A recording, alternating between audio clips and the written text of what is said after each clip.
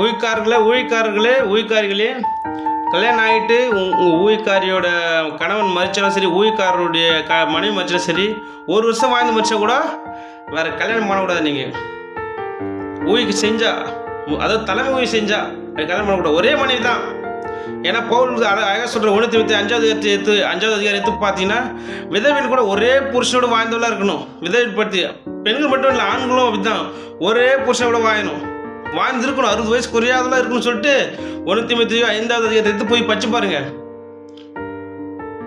ஒரு வருஷம் ஆகி கல்யாணம் ஆகி ஊழி சரிங்களா, பொண்டாட்டி செத்துச்சா இல்லை புருஷன் செத்துச்சா வேற கல்யாணம் பண்ணல, தப்பு இல்லை. ஆனால் ஊழி செய்யாதீங்க, தலைமை ஊழி செய்யாதீங்க. ஏன்னா போய் தானே ஹெல்ப் ஊழி செய்யுங்கன்னா பண்ணுங்க. தலைமை போதகராக இருந்தால் ஒரே மனைவி தான். அவர் ஒரே நாள் வாழ்ந்தாலும் சரி, ஒரு வருஷம் வாழ்ந்தாலும் சரி, அது 10 வருஷம் இருந்தாலும் சரி, ஒரே ஒரு மனைவி தான். அவன் தான் ஊழிக்காரன், அவன் தான் தலைமை போதகன். பொண்டாட்டி செத்து 2 வருஷத்தில் இன்னொரு பொண்ணை கட்டி நீ ஊழி செஞ்சுன்னா உனக்கு தகுதியே கிடையாது. ஐயோ என்னால் உணர்வு அடக்க முடியல, என்னால் கண்ட்ரோல் பண்ண முடியல பார்த்தாரு. கல்யாணம் பண்ணிக்க, ஊழிஞ்ச தலைமை ஊழிஞ்ச கூட்டா போயிட்டு தண்ணி நீ மூட்டு முடியாதுன்னா சாருக்கு போடு, பெருக்கு பாய் போடு. அதான் ஊழி இல்லையா, அதான் ஊழி தான். தலைமை போதது தலைமை அப்படியே தலைமை போதத்தை வந்து செய்ய உனக்கு தகுதி கிடையாது. அதனால் வேத்தை தப்பாக புரிஞ்சுக்கிட்டு மாம்ச ரத்தத்தோடு தான் நமக்கு யுத்தம் இருக்குது, அவரிடம் யுத்தம் இருக்குது. அது எப்படி நிறைய பேர் கேட்கலாம், அது எப்படி எனக்கு நல்லது கிடையாது தெரியலையா? இருக்குது. அதுக்கு தான் 6 மணி சட்டம் படிக்க போகிறேன், 100 கருத்து படிக்க போகிறேன். ஒரு 4-5 மினிட்ஸ் ஆகும். நல்லா கவனிங்க. இது எடிட் பண்ணி போட எனக்கு தெரியல, ஏன்னா ஒன்று எடிட் பண்ணி போட நல்லா இருக்கும். ஆனால் எனக்கு அப்படி எடிட் பண்ண தெரியாது. வாட்ஸ்அப் ஃப்ரெண்ட்ஸ் கேளுங்க. தப்புனா சரியா, நீ உங்கள் மேலே அன்பு கொடுத்தனால தான் நான் அப்படி பேசுகிறேன். வேறு என்னை வந்து துரோகி நினச்சிடாதீங்க. நான் உங்கள் சகோதரன், உங்கள் அண்ணன், உங்கள் தம்பி, உங்கள் நண்பன். அதனால் தாய்மையாக இந்த 100 கருத்தை நான் வாசிக்கிறேன், கேளுங்க. பெற்றோரை மதிக்க வேண்டும், கடவுளை போற்ற வேண்டும், கடவுளுக்கு பயந்து வாழ வேண்டும், அன்பாக இருக்க வேண்டும், சந்தோஷமாக இருக்க வேண்டும், சமாதானமாக இருக்க வேண்டும், நீடிய பொறுமையாக இருக்க வேண்டும், பின்மாற்றம் அடையக்கூடாது, இரக்கம் காட்ட வேண்டும், சாந்தமாக இருக்க வேண்டும், தேவைக்கு பணத்தை சேமித்து வைத்து கொள்ள வேண்டும், பரலோக பிதாவானவர், இயேசுவானவர், பரிசுத்த ஆவியானவர் என்ற திரியேக கடவுளை எப்போதும் விசுவாசிக்க வேண்டும், ஒற்றுமையாக இருக்க வேண்டும், வேலை செய்து சாப்பிட வேண்டும், ஒரே மனைவியுடன் வாழ வேண்டும், ஒரே கணவனுடன் வாழ வேண்டும், மன்னிக்க வேண்டும், ஆறுதல் சொல்ல வேண்டும், விசாரிக்க வேண்டும், கள்ள உபதேசங்களை எதிர்க்க வேண்டும், தாய்மையாக இருக்க வேண்டும், நல்ல தொழில்களை கற்றுக்கொள்ள வேண்டும், நல்லவர்களுடன் நட்பு வைத்துக் கொள்ள வேண்டும், வாங்கின கடனை திரும்ப கொடுக்க வேண்டும், ஏழைகளுக்கும் உடல் நலம் குறை உள்ளவருக்கும் உதவ வேண்டும், விட்டு கொடுக்க வேண்டும், நன்றி உள்ளவர்களாக இருக்க வேண்டும், நித்திய தண்டனை உண்டு, தாழ்வு மனப்பான்மை இருக்கக்கூடாது, லஞ்சம் வாங்கக்கூடாது,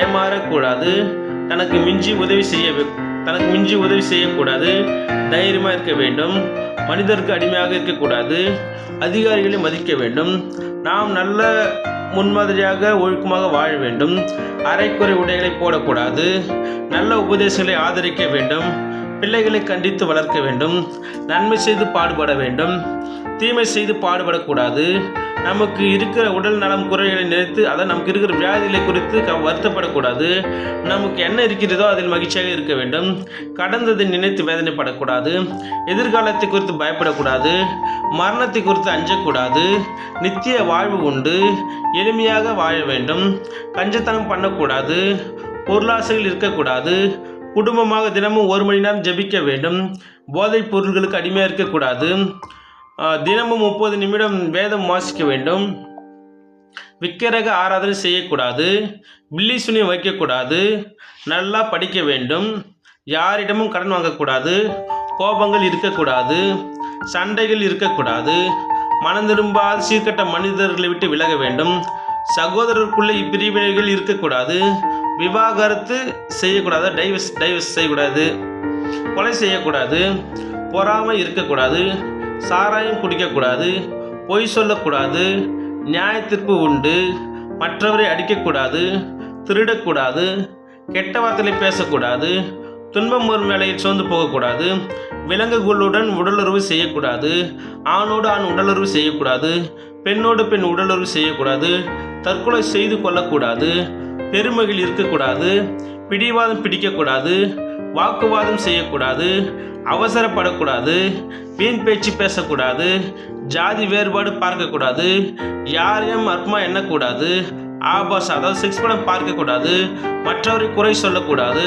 நாம் எல்லாரையும் ஞானி என்று எண்ணக்கூடாது, பண ஆசைகள் இருக்கக்கூடாது, பாரபட்சம் பார்க்கக்கூடாது, சோதனைகளை சகிக்க வேண்டும், இயேசு கிறிஸ்துவின் மீட்பின் செய்தியை எல்லோருக்கும் சொல்ல வேண்டும், யாரையும் பரியாசம் செய்யக்கூடாது, நிலம் ஆசை இருக்கக்கூடாது, கலகம் மூட்டக்கூடாது, கீழ்ப்படிய வேண்டும், உங்கள் அழைப்பில் நிலைத்திருக்க வேண்டும், யாருக்கும் பாரமாக இருக்கக்கூடாது, சோம்பேறியாக இருக்கக்கூடாது, உத்தமமாக போராட வேண்டும், பழி வாங்கக்கூடாது, சாப்பாட்டு பிரியனாக இருக்கக்கூடாது. ஓகே ஃப்ரெண்ட்ஸ், 100 கட்டளை படிச்சுட்டேன். கிட்டத்தட்ட நான் ஒரு 20 வருஷமாக பைபிள் படிக்கிறேன். 20 வருஷமாக நான் பைபிள் படித்து எனக்கு உடல்நிலை சரியாகி 17 வருஷம் ஆகுது. இத்தனை வருஷமாக மன்னிக்கணும், இத்தனை வருஷமாக நான் படித்து நான் ஆராய்ச்சி நான் எடுத்து இந்த நான் சொன்னேன். நான் பின்வரும் காலத்தில் எடிட் பண்ணி போகிறேன் ஃப்ரெண்ட்ஸ். இப்போதைக்கு அதை எடிட் பண்ண எனக்கு தெரியல, எப்படி எடிட் பண்ண தெரில.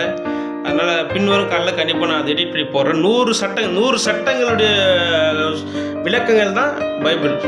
பைபிளோட அந்த 100 கருத்து மைய பொருள் இந்த 100 கட்டளை தான் ஃப்ரெண்ட்ஸ். இந்த 100 கட்டளை படி வாழ்ந்தாவே போதும் ஃப்ரெண்ட்ஸ். வேறு எதுவும் தேவையில்லை, வேறு எதுவுமே தேவையில்லை. 100 கட்டளைகள் மட்டும் வாழ்ந்தால் போதும். சீக்கிரமாக இந்த புக்கு நான் ஜெராக்ஸ் நான் பிரிண்ட் பண்ணி எல்லாரும் கொடுப்பேன் ஃப்ரெண்ட்ஸ். எல்லோரும் ஃப்ரீயாக கொடுப்பேன். ஆனால் யாரையும் காசு வாங்க மாட்டேன். என்னுடைய அழைப்பு என்னன்னா, யாரா காசு கொடுத்தோட வாங்கக்கூடாது. அதான் என்னுடைய அழைப்பு. நான் அது இதுவரை நான் யார்கிட்டையும் வாங்கினது கிடையாது. அப்படி அன்பின் தான் குத்தா கூட நான் திரும்பி அவங்களுக்கு எதாவது செஞ்சுருவேன். அதனால் செஞ்சிருவேன்னா நான் கைமாறு செஞ்சிருவேன், வேறு ஒன்றும் இல்லை. தப்பாக நினச்சிக்காது. ஓகே ஃப்ரெண்ட்ஸ், நிறைய சொல்லிட்டேன். அப்போது கண்டிப்பாக நம்ம இந்த 100 சட்டங்கள் படி வாழ்ந்தால் தான் கடவுளுடைய பிள்ளைகள்.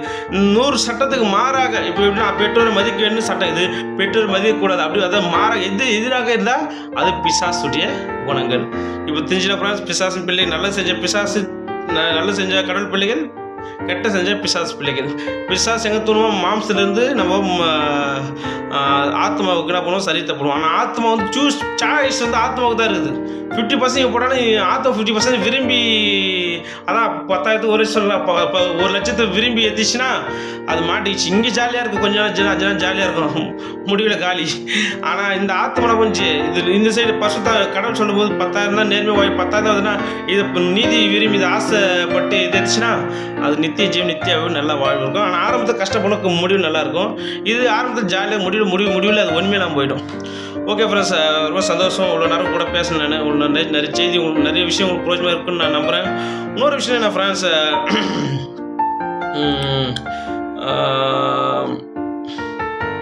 2 தெசலோனிக்கேயர் 2வது அதிகாரத்தில் பார்த்தீங்கன்னா ஒரு வசனம் இருக்குது. அதாவது, கெட்டு போகிறவர்கள் சத்தியத்தின் மேல் உள்ள அன்பை அங்கீகரியாமல் போனபடியினால் அவர்கள் நீதி விரும்புவதில் அநீதியில் பிரியப்படுவதினால் அதாவது கடவுளே கொடிய வஞ்சகத்தை அனுப்புவார் அப்படின்னு சொல்லிட்டு வசனம் வந்து 2 தெசலோனிக்கேயர் 2வது அதிகாரத்தில் இருக்குது ஃப்ரெண்ட்ஸ். அப்போது ஆனால் சத்தியத்தின் மேல் உள்ள அன்பை அங்கீகரியில் அவனா உத்தம நீதியாக விரும்பலை. நீதியாக வாழ்ந்தால் 10,000 தான், அநீதியாக வாழ்ந்தால் 1 லட்சம். எதையா பெருசு? 1 லட்சம் பெருசு. அப்படி தான் உலக மக்கள் ஓடுங்கிறாங்க. அவங்க முடிவு நித்திய அழிவு. அவங்க ஆரம்பத்தில் செய்யப்போ சந்தோஷமாக, கடைசியில் அதில் வந்து நூடுல்ஸ் ஆகி கடைசியில் நித்திய நரத்தை போய் வேதனைப்படுவோம் ஃப்ரெண்ட்ஸ். நீதி நேர்மையை விரும்புங்க, உத்தமாக விரும்புங்க, நீதியாக வாய விரும்புங்க. 10,000 தான், ஆனால் 10 வருஷமாக கழிச்சு உங்களுக்கு நல்லா நிம்மதியாக சந்தோஷமாக இருப்பீங்க. ஓகே ஃப்ரெண்ட்ஸ், தாட்ஸ் நமக்கு பிரோஜனமாக இருக்கும் நம்புறேன். Okay friends, bye friends, make a nice day. God bless you. Bye friends, bye.